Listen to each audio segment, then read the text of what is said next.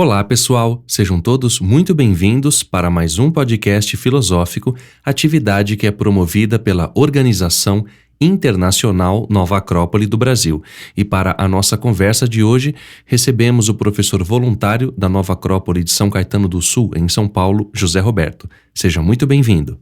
Olá, pessoal. É um grande prazer estar aqui com vocês novamente para compartilharmos essas ideias. E como eu disse aí num outro podcast sobre a felicidade, né, estar aqui com o Danilo. Antes de começarmos esse podcast, já provamos o nosso cafezinho. E eu torço para que tenha ficado bom. Agora, dando início ao nosso podcast, vamos falar hoje sobre a filosofia e o despertar do ser racional. Naturalmente, não vamos esgotar o tema, nossa ideia não é essa, muito menos trazer aqui verdades absolutas, mas sim conversar, refletir e, claro, extrair ideias que, para a nossa vida, no nosso cotidiano, sejam úteis, práticas e vivenciais. Esse tema ele é bastante amplo, sobretudo na ciência, na filosofia, porque nós temos a ideia do ser humano racional, mas não sabemos de fato o que é isso. Há uma confusão em relação a conceber uma ideia prática e unificada em relação ao que é sermos racionais. Porque, de um modo geral, muitas das vezes nós agimos instintivamente. E isso não é uma atitude racional, é uma atitude mais própria dos animais, por exemplo. E, claro, eu não digo isso em detrimento dos animais, pelo contrário, mas sim é uma constatação fatual. Agora, eu gostaria que você falasse dessa confusão. Por que confundimos um termo com o outro?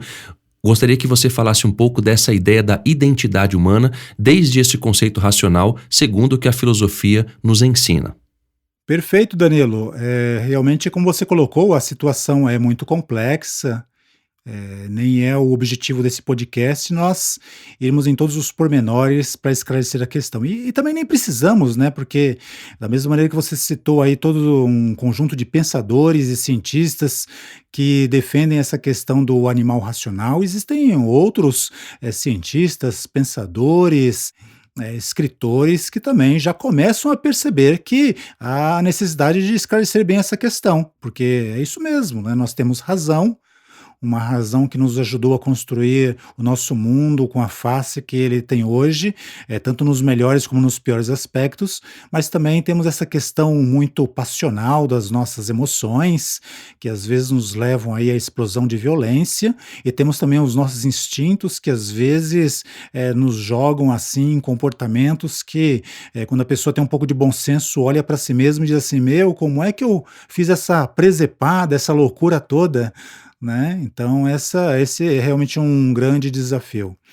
Nós podemos dizer que começou um pouquinho com a questão da Idade Média, né, Danilo? Que houve toda uma perda, toda uma quebra de uma corrente de conhecimentos que vinham, pelo menos assim, para nós aqui no Ocidente, desde o Egito, desde a Grécia e desde Roma, e com a queda da civilização romana e o estabelecimento da baixa, da alta Idade Média, acabou, digamos assim, quebrando realmente uma linha de considerações que era muito levado em conta até a civilização helenística.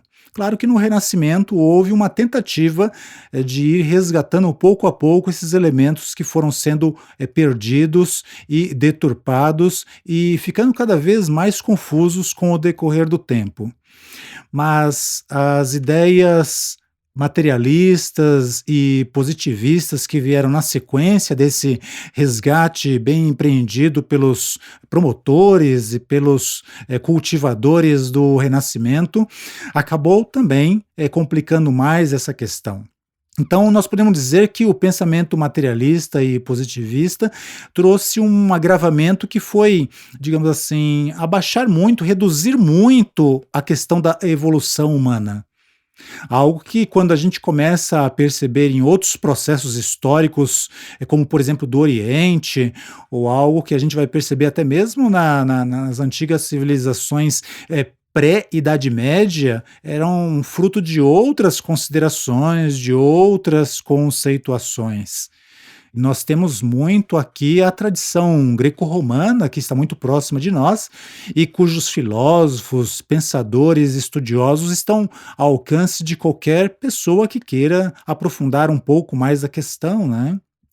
De que, na visão desses antigos povos, dessas antigas culturas, o ser humano era principalmente um ser em constante trabalho de evolução. Ou seja, eles consideravam sim que o ser humano tem uma parte que é animal, mas eles também consideravam que o ser humano tem uma parte que seria uma parte mais sutil, uma parte potencialmente espiritual. E que através da cultura onde esse indivíduo vivesse, através da educação, da formação que ele fosse recebendo, a grande maioria das pessoas, né, iria manter essa parte animal sob perfeito controle e se esforçar através de todos os recursos que a família, ou que a sociedade, ou que as religiões iam introduzindo na consciência dessa pessoa, e ia buscando desenvolver o seu aspecto um pouquinho mais sutil, o aspecto um pouco mais espiritual, né? Então, digamos que o pensamento positivista, né, mas também, claro, a Idade Média foi contribuindo para uma redução da visão.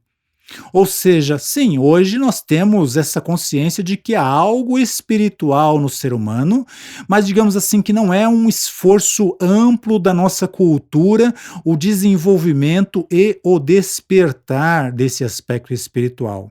Quando muito, né, quando nós buscamos algum tipo de informação ou algum tipo de formação, nós conseguimos, no máximo, chegar até o despertar do nosso aspecto psicológico, o despertar do nosso aspecto mental. Tá? E esses antigos povos também se esforçavam a isso. O ser humano ele tinha que ter uma certa consciência, uma certa profundidade do seu aspecto psicológico, um certo domínio do trabalhar com ideias através da sua parte racional. Mas isso ainda não seria suficiente.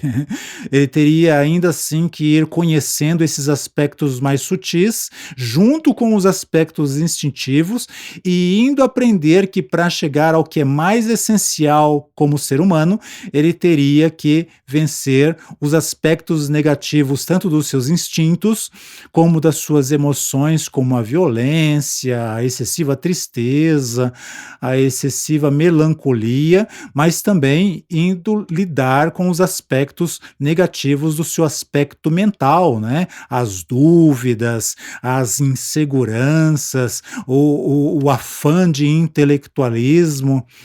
Então, podemos dizer que o atual panorama da nossa identidade, né, Danilo, ainda está, bom, em termos intelectuais, se esclarecendo, mas em termos práticos, ou seja, na maneira como o cidadão ou a cidadã o administra no seu cotidiano, na sua relação com outras pessoas que o cerquem, isto ainda não é muito claro, isso ainda é muito cambiante. Há pessoas que vivem a vida toda e conseguem um certo domínio desses seus três aspectos mais básicos, mais instáveis e mais selvagens. Mas há outras pessoas, né, uma grande quantidade, que passa a sua vida inteira sem sequer ter consciência das diferenciações e da necessidade que tem de conhecer-se para se aprofundar, para ir governando pouco a pouco esses elementos instáveis, para que realmente possa abrir campo para o que, na visão desses antigos povos, lhe permitiriam chegar aos mistérios mais profundos de si mesmo. Você tocou em vários pontos, José Roberto, em relação a essa visão da identidade. Historicamente, ao longo do nosso desenvolvimento humano, ao longo da história da humanidade, nós temos várias concepções de evolução, como o darwinismo, evolução em relação à religião, evolução do ser humano em relação à filosofia, ou seja, cada uma dessas formas de pensar a humanidade trouxe uma ideia de identidade. E, de um modo geral, nós somos considerados animais racionais desde tempos muito antigos. E é importante refletir sobre isso porque há uma série de formas de se pensar o ser humano, de identificá-lo, de catalogá-lo, de defini-lo. Eu gostaria que você falasse sobre essa visão do ponto de vista da filosofia. Quais são as formas de considerar a identidade fundamental do ser humano nesse sentido? Porque quando nós olhamos a visão materialista, que não é uma visão filosófica, essa concepção mais material ou sem o sentido espiritual de evolução humana nos dá uma ideia de estarmos aqui agora fora, em algum momento deixamos de estar, sem uma fundamentação espiritual transcendente que nos explique ou nos fundamente sobre o porquê da dor humana, das injustiças, das desigualdades, e isso, enfim, é uma visão limitada do que significa sermos seres humanos. Então eu gostaria que você falasse dessa identidade humana segundo uma concepção mais filosófica do que isso implica. Sim, Danilo, é muito importante essa questão da nossa identidade. Eu me lembro de uma certa leitura que eu fiz da grande filósofa Helena Petrovna Blavatsky, em que ela criticava muito a tendência científica no século XIX a considerar o ser humano como evoluído através de um animal. Porque, de certa maneira, né, nesse caso, o animal seria o nosso parente anterior. E de certa maneira, né, o ser humano ele tem essa tendência a imitar. E a gente percebe isso nas crianças. As crianças, enquanto não têm outros contatos fora da sua casa, imita de uma maneira muito natural o papai ou a mamãe, né? Então, o ser humano, quando ele se considera o herdeiro de de um parentesco animal, a quem nós estamos imitando? E é realmente aquela colocação que você trouxe no começo, né, que muitas vezes é dito assim: "Ah, mas as pessoas são muito animalescas", porque esse parentesco ele está muito embutido na nossa, consciência, na nossa forma de pensar, na nossa percepção das coisas. Então, a nossa ideia nem é trazer aqui o que pensavam os gregos, o que pensavam os romanos, mas principalmente aqueles grandes expoentes, né, que foram muito fundo nessa questão de explorar as debilidades humanas para ter um roteiro, para ter uma série de percepções, né, um caminho bastante analítico do que fazer para ir superando também essa parte animal. Porque Platão sabia perfeitamente dessa parte animal, simiesca do ser humano, assim como Aristóteles, assim como o seu grande mestre Sócrates, assim também como Confúcio. Então, esses grandes filósofos, esses grandes pensadores, esses grandes sábios, eles não ignoravam realmente algo desse parentesco animal. Mas é isso mesmo, não somos simplesmente animais, né? O nosso gatinho, o nosso cachorro, o elefante, o cavalo e até alguma sorte de animais mais selvagens, os gansos, os patos, né? A gente vê que também são capazes de atos de bondade. Bom, Pico de La Mirandola, né, o pensador renascentista, ele também, e todos os renascentistas também consideravam isso, e consideravam que o ser humano ele tem algo a mais. Ele tem uma tendência para seguir os seus instintos e realizar crueldades e maldades, e ele também tem aspectos racionais e psicológicos que ele pode ter consciência dessa bondade, ele pode ter consciência dessa maldade, e aí surge o grande desafio do ser humano. Algo que muitas vezes mesmo os nossos animais domésticos não são capazes de fazer, que é tomar decisão do que, a partir do momento em que ele percebe também esses seus estados emocionais, esses seus estados passionais, o que ele irá fazer com isso? Ou ele irá ceder aos seus instintos, ou ele irá ceder ao seu aspecto passional, ou ele irá trabalhar, né, arrastando esses apêndices, trabalhar o seu aspecto de inteligência, de imaginação, de criatividade e também desenvolver-se no seu aspecto moral, no seu aspecto ético, de valor e de nobreza, tanto para conduzir as emoções negativas e também as positivas, como também os seus aspectos mentais de dúvida, que são negativos, como também o seu aspecto de estudo, que é um aspecto mental positivo, e também como é que ele irá conduzir os seus próprios instintos. O que os renascentistas resgatavam é a mesma coisa que esses grandes filósofos como Platão também buscavam resgatar, de que no ser humano existe um terceiro elemento, que é o elemento idealista. O ser humano ele é o único ser na natureza capaz de trabalhar com ideias, né? Nós conseguimos conceber, por exemplo, né, o espaço de 3 dimensões, de 4 dimensões, de 5 dimensões. nós conseguimos conceber a justiça, conseguimos conceber, conceituar o amor, o medo, a inveja, a felicidade, né? Um animal como a gente estava conversando aqui, né? Ele é naturalmente bom, ele não tem como escapar dessas características que a natureza lhe deu. O ser humano não. O ser humano, ele pode não ser necessariamente bom, mas ele tem essa capacidade de lidar com ideias, lidar com ideais, e ao reconhecer que nem tudo nele é bondade e que existe talvez muito egoísmo, muito passionalismo na maneira como ele atua, ele é o único capaz de conceber grandes ideais que o motivem a orientar a sua razão, a orientar a sua emoção, a orientar os seus instintos para não ceder aos seus aspectos negativos, pelo contrário, para alimentar em si cada vez mais aquilo que aprofunde e caracterize esse aspecto idealista, porque é isso que vai nos tornar e é isso que nos torna verdadeiramente humanos, segundo o que a gente vai percebendo e deduzindo do estudo muito aprofundado de todos os grandes filósofos da história.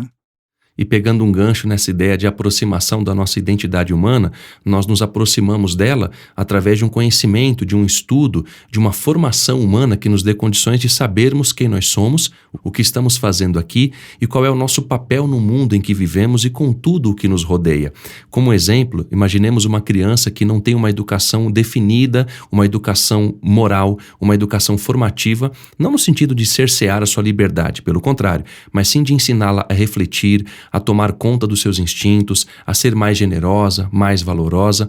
Isso implica em um conhecimento profundo de quem ela é, isso vai aproximá-la da sua identidade humana, porque ela vai oferecer para si mesma e para tudo o que o rodeia o melhor enquanto ser humano.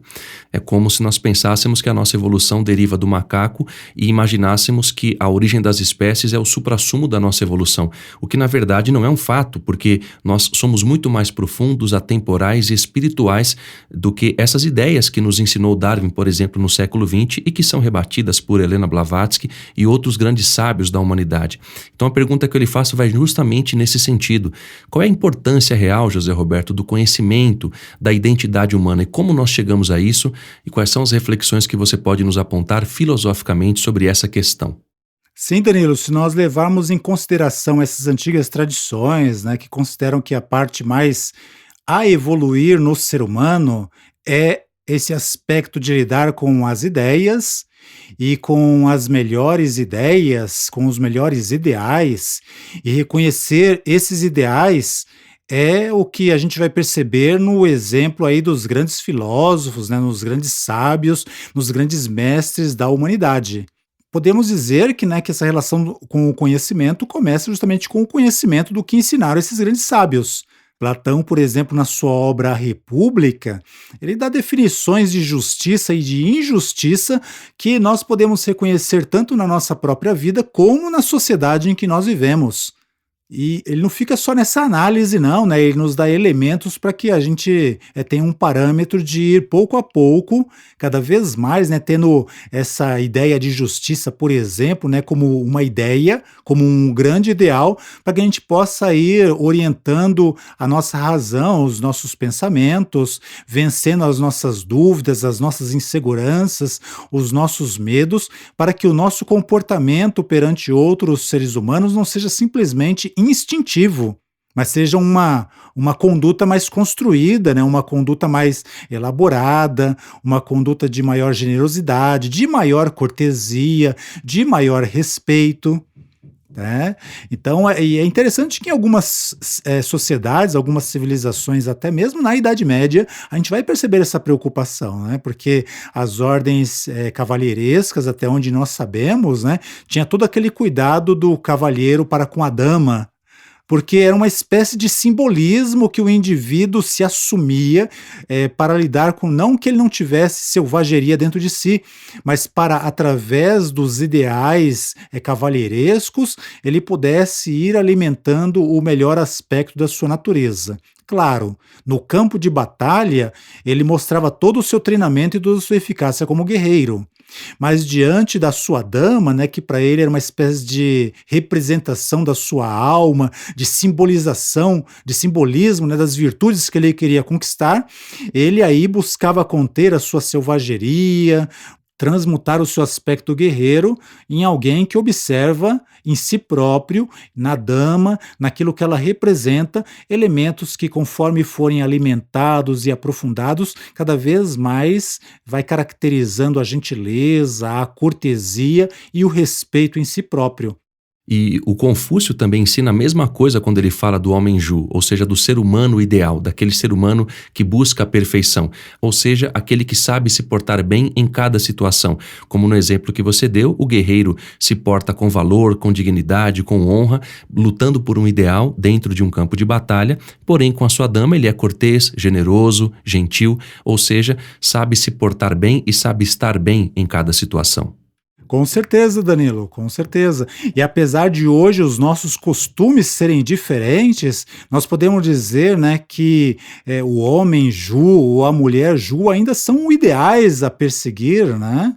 Porque o ser humano, independente do sexo, ele tem elementos dentro dele que ele, bom, naturalmente, né, todos nós sentimos que temos algo a desenvolver, que a nossa vida não pode simplesmente passar batido, sem que nós possamos ter essa oportunidade de olhar para o que é dentro de nós mesmos e sentir que aquilo que podemos fazer para extrair o nosso melhor, para poder oferecer como filho para a nossa mãe, ou como filho para o nosso pai, ou como filha para a nossa mãe, ou o nosso pai, ou o nosso filho, ou a nossa filha, nós o fizemos.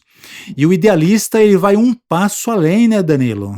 Ele considera que a sua família, seu pai, sua mãe, seus irmãos, são todos aqueles que precisam, sentem necessidade, sentem fome desses elementos para se tornarem cada vez melhores.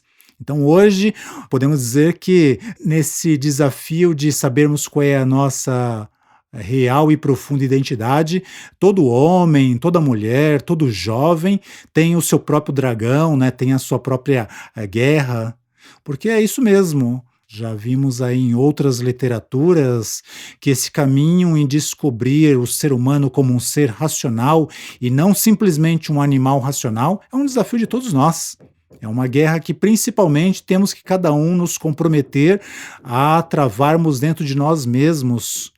E para que em algum momento a nossa ação social, a nossa ação fora de nós, a nossa ação para com os outros indivíduos da mesma sociedade possa se aprofundar cada vez mais.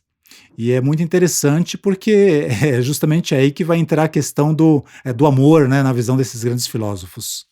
E é natural que em algum momento haja um aprofundamento em relação a essa visão, dessa ideia da identidade, porque se a gente fica só na superfície, nós vamos ver de uma maneira limitada o que isso significa. E claro, vamos nos afastar dessa ideia. Portanto, eu gostaria que você falasse de algumas ideias ou de algumas concepções em relação ao que pode nos ajudar a nos aproximar, nos aprofundar dessa visão, para que em algum momento da nossa vida a gente consiga vivenciar melhor essa ideia do ser humano racional. Sim, Danilo, lembrando sempre, né, que filosofia é uma palavra, é um termo que nasceu, é atribuído aí tradicionalmente a Pitágoras e que significa filosofia, né, amizade ou amor pela sabedoria.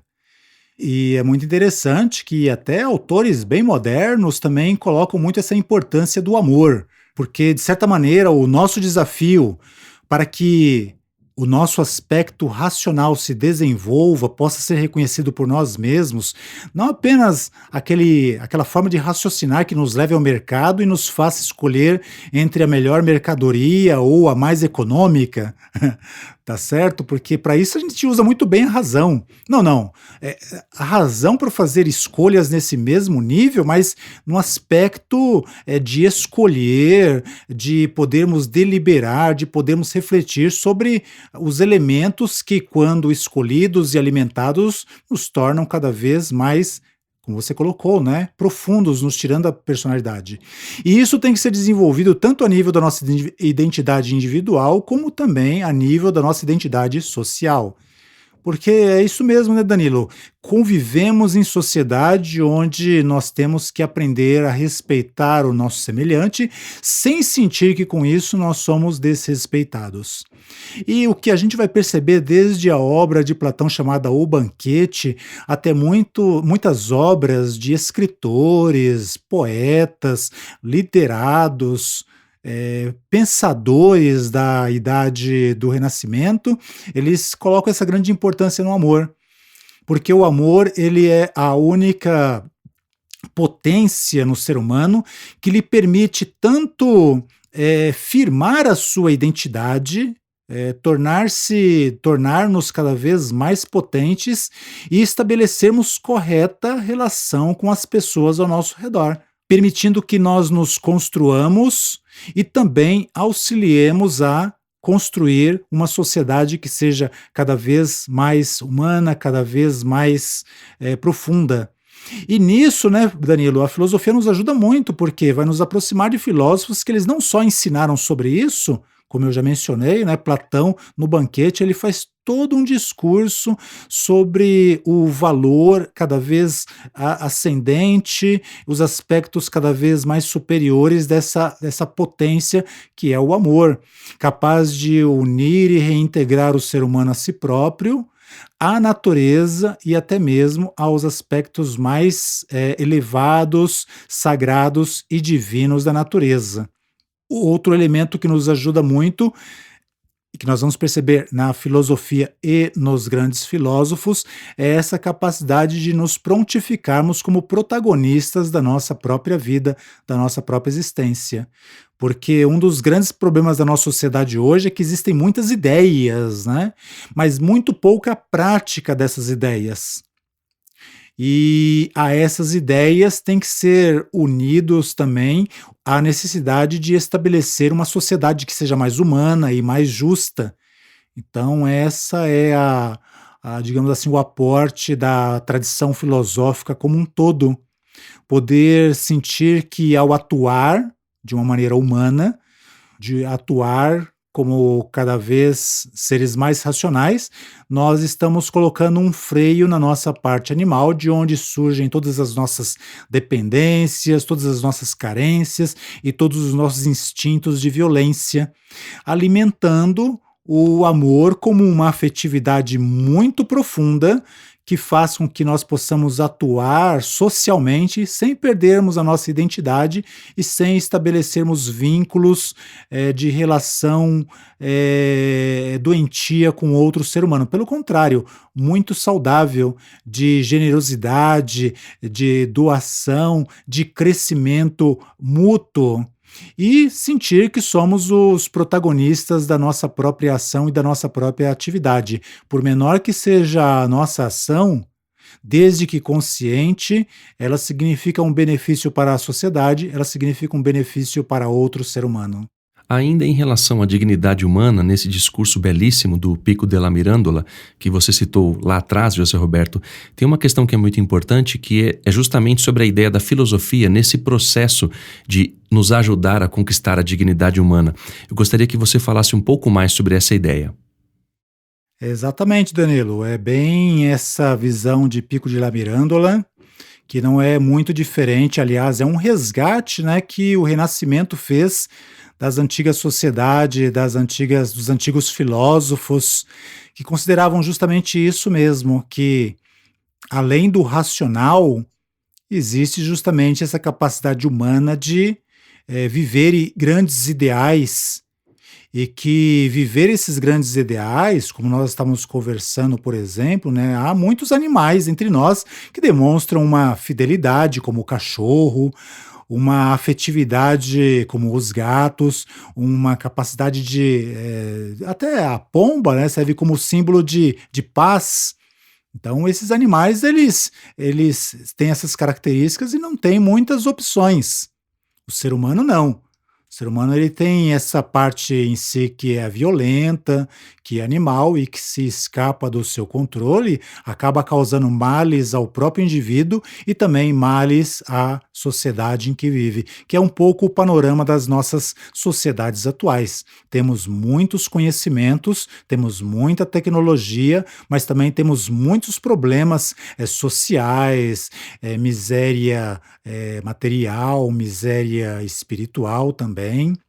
E que precisamente, né, só nós como seres humanos, e isso foi muito bem resgatado pelas escolas renascentistas, só nós como seres humanos, nós temos essa capacidade de, através da razão, irmos reconhecendo tanto os nossos vícios e os nossos males, como aquilo que nos qualifica, como as ideias que nos qualificam e nos aprofundam enquanto indivíduos, como já citamos aí a questão da justiça, uma busca correta da felicidade, uma busca correta da nossa própria identidade, uma busca de sermos melhores, cada vez melhores como seres humanos. Essas questões é que, quando buscadas com consciência, contribuem para que nós resgatemos ou construamos a dignidade humana.